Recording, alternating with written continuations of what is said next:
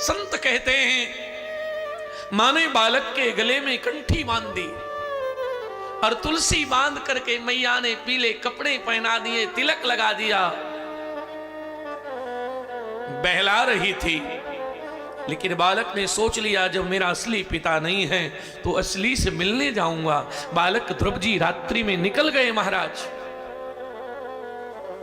सुखदेव भगवान कहते हैं ध्रुव जी चले, रास्ते में पागलों की तरह चले जा रहे हैं और उस मस्ती में ध्रुव जी गए। आहा, देवऋषि नारद से भेंट हुई रास्ते में और नारद जी ने देखो, जिन्हें सदगुरु मिल गया, जिन्होंने सदगुरु से मंत्र ले लिया, जिन्होंने किसी महापुरुष के चरणों में अपने को समर्पित कर दिया, बस उनसे बड़ा भाग्यशाली इस दुनिया में कोई दूसरा नहीं है। कहीं तो समर्पण करना पड़ेगा। नारद जी ने 5 वर्ष के बालक को पूछा, बेटा क्या हुआ?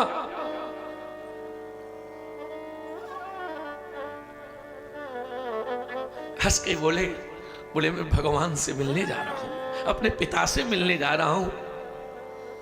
नारद जी कहते हैं बेटा पर मैं एक बात कहूं, छत्री का बालक है, छत्री में थोड़ी अकड़ ज्यादा होती है, सो तू एक काम कर, माँ ने कह दिया तो बुरा लग गया, लौट जा। बोले क्यों?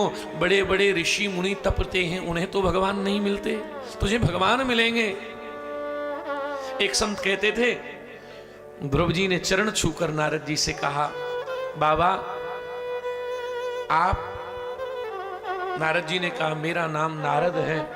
तो ध्रुव जी ने मुस्कुरा के कहा कि मेरी मैया बचपन में कहानी सुनाती थी, तब कहती थी बेटा जिसे नारद जी मिलते हैं उसे ठाकुर जी जरूर मिलते हैं, इसलिए अब आप मिल गए। अब मोहि भाव भरोसे हनुमंता, अब मोहि भाव भरोसे हनुमंता, बिनु हरि कृपा मिलहि नहीं संता, बिनु हरि कृपा मिलहि नहीं संता,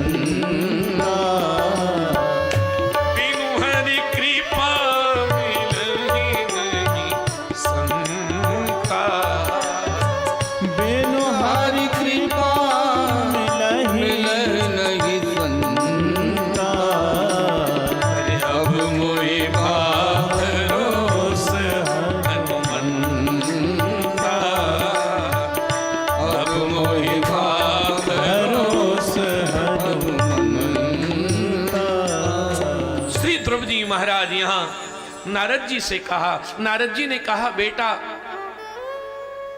और अपना लिया। देखो सदगुरु के सामने तुम समर्पण कर दो, उसके बाद तो कृपा होगी, कोई रोक नहीं पाएगा। पर बस मैं एक बात कल भी कह रहा था, समर्पण 100% होना चाहिए, दिमाग लगाने से नहीं काम चलेगा। एक आदमी वृंदावन में प्रवचन हो रहा था और प्रवचन स्वामी जी कर रहे थे।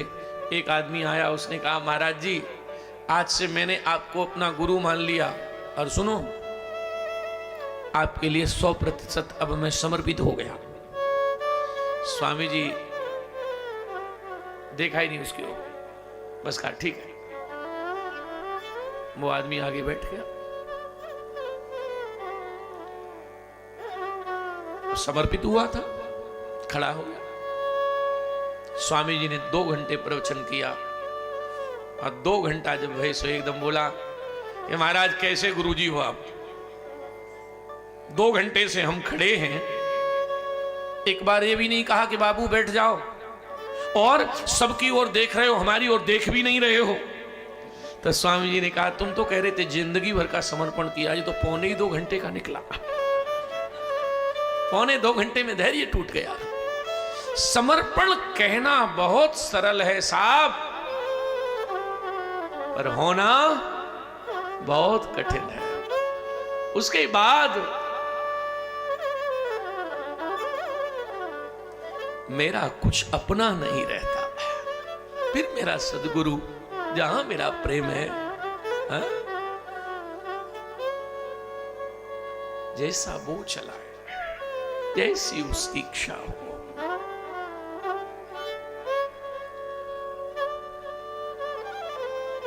देवर्षि नारद ने ध्रुव जी को मंत्र दिया, कौन सा? ओम नमो भगवते वासुदेव, ओम नमो भगवते वासुदेव। तो साहब ये ध्रुव जी देखो, एक बात और कहें,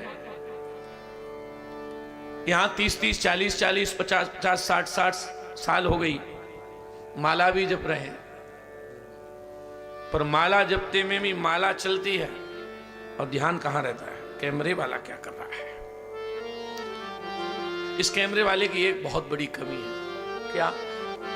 हमें लोग बताते हैं, कल हम पूरे दिन बैठे रहे, एक बार हमारे ऊपर नहीं लगाया। घर वालों को थोड़ा इंप्रेशन मारते, कहां से मारे? लगाता ही नहीं। सो भैया घुमा दिया करो तुम लोग, हमारी कटौती करके। कितने कितने दिन से हम भजन कर रहे हैं पर बात नहीं बनी। पर भैया ध्रुव जी गए हैं, नारद जी ने कहा है जाओ बेटा। कहां? बेटा वृंदावन जाओ, वनम वृंदावनम, श्रीधाम वृंदावन जाओ और वृंदावन जाकर भजन करो। यमुना के तट पर जाओ और यमुना के किनारे बैठकर भजन करना।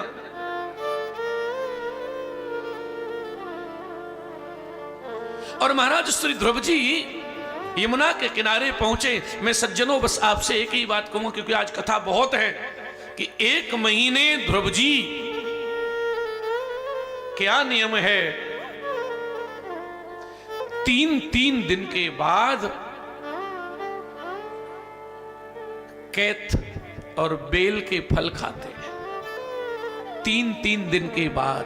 हम लोग तो श्रावण का पहला सोमवार है, आज जिन्होंने व्रत किया है कम से कम 4-5 बार तो अब तक सीताराम हो गई सुबह से। मैं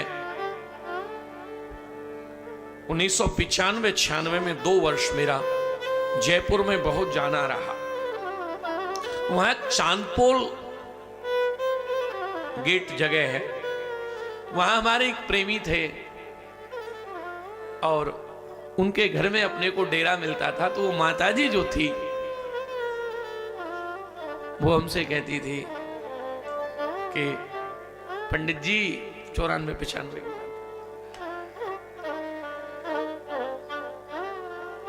इनको बता देना, अपने पति के लिए इनको बता देना कल हमारी एकादशी है, तो ज्यादा तो हम कुछ खाती नहीं, केवल 1 सेर सिंगाड़े का आटा, 1 सेर कुटू का आटा, 1 किलो सेब, 1 किलो आम, हरे वाले बादाम और सवा के चावल और साबूदाने की खिचड़ी, इतना बस ले आए। अब हम उस माताजी को देखते थे, मोबाइल तो तब था नहीं कि उसका फोटो ले लेते, और उसे देखते थे कि ये एकादशी कर रही है कि भंडारा। लेकिन हमारे श्री ध्रुव जी का जीवन देखो। और भैया एक बात ध्यान रखना, भोजन जितना स्वल्प और सात्विक होगा भजन उतना ही अच्छा होगा। अब ये विजय जी 4 बार खिलाएंगे, कौन कथा सुनेगा? जो कथा का टाइम है वही नींद का टाइम है। इसलिए प्यारे स्वल्प भोजन हो, सात्विक भोजन हो। हमारे एक महात्मा कहते थे, साक पात की भाजी, साक पात की भाजी बाकी सब दगाबाजी है। शुद्ध आहार लेंगे, विचार शुद्ध रहेगा, व्यवहार शुद्ध रहेगा। अब महाराज आप 5 बजे कथा में आओ और 2 बजे महाराज दबा दबा के सांस की जगह भी न रहे तो कथा में क्या होगा? मैं भी बोलूं तो महाराज अब आप इतना दबा दबा के 2 बजे प्रसाद हमारे यहां कोई नहीं पाता है, तो मैं दूसरी जगह की बात कर रहा हूं। लेकिन अगर आपने दबा दबा के उस समय कोई जगह श्वास लेने के लिए नहीं छोड़ी तो फिर कथा में बैठोगे तो बैठ लोगे, बैठोगे भी तो कैसे बैठोगे?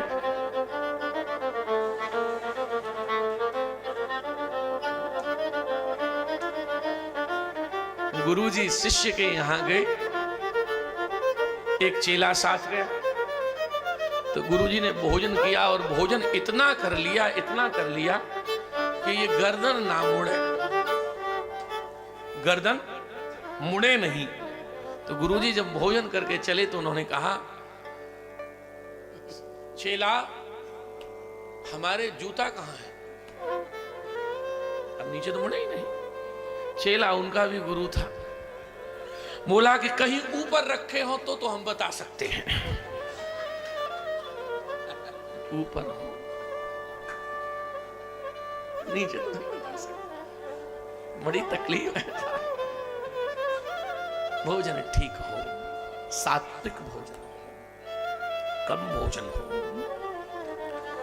ध्रुव जी ने 1 महीने में क्या 3 दिन के बाद केवल फल, दूसरे महीने में 6 दिन के बाद केवल जल, फिर वायु, और महाराज 4 महीने पूरे हुए तब श्वास लेना भी बंद कर दिया बालक ने, और 5वें महीने में भगवान स्वयं दर्शन करने पधारे हैं ध्रुव जी का। यहां एक बात है, क्या दर्शन देने नहीं पधारे?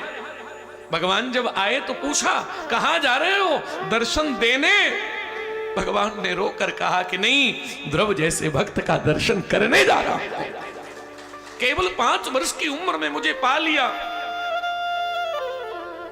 महाराज ध्रुव जी के सामने भगवान खड़े हुए। सूर्य भगवान कहते हैं, पहले तो सोचा कि मैं स्तुति नहीं कर सकता, लेकिन फिर यो वंतः प्रवश्य मम वाचमिमं प्रसुप्तां संजीव खिल शक्तिधर स्वधाम्ना अन्याश्च हस्तचरणे श्रवणत्वगादीन् प्राणन्नमो भगवते पुरुषाय तुभ्यम्। भगवान की स्तुति ध्रुव जी ने की है। बड़ा आनंद हुआ। भगवान ने ध्रुव जी को वरदान दिया है। ध्रुव जी ने कहा कि प्रभु, भगवान ने कहा बेटा घर लौट जाओ, विमाता के वचन से आहत हो गए हो और घर जाकर के संसार में जाओ, भोग भोगो, और उसके बाद में जब इस लोक को छोड़कर आओगे तो मैं तुम्हें सबसे ऊंचा लोक ध्रुव लोक दूंगा, जहां सप्त ऋषि भी तुम्हारी परिक्रमा करेंगे। भगवान ने ऐसी कृपा की। देखो एक बात ध्यान से सुनो, ध्रुव जी ने सब छोड़ दिया, लेकिन भगवान के लिए सब छोड़ा, लेकिन भगवान ने उन्हें सब दोबारा दे दिया। इसका मतलब क्या है? मतलब यह है प्यारे कि ज्यादा किसी चीज के पीछे भागो मत। क्यों? अगर राम जी ने भाग्य में लिखी है तो तुम्हारे पास चल के आएगी।